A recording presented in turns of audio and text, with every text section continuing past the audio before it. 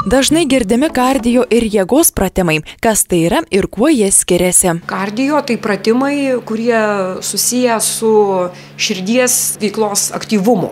Viskas, kas pakelia pulsą, visa fizinė veikla, kuri priverčia širdį daugiau plakti, kraują greičiau judėti, plaučius geriau ventiliuotis, tai yra kardio veikla. Tai galėtų būti ir sportų siejimas, jeigu mes pradedam nuo to, ką mes galim padaryti namie, ir bėgimas, ir šokinėjimas per šokdynę, ir važiavimas dviračiu, ir plaukimos, ir žaidimas krepšinio, tinklinio, ir aerobika. Jeigu jūs pamatot prakaitą ir jeigu jums sunkėja kvėpavimas, tai vadiname kardio. O jėgos pratimai tai būtent kada mes darome kažką tai keliame, pritūpimai, atsispaudimai, prisitraukimai, savo kūno svorio išlaikymas. Daugiau susijęs su jėga, su kilogramais.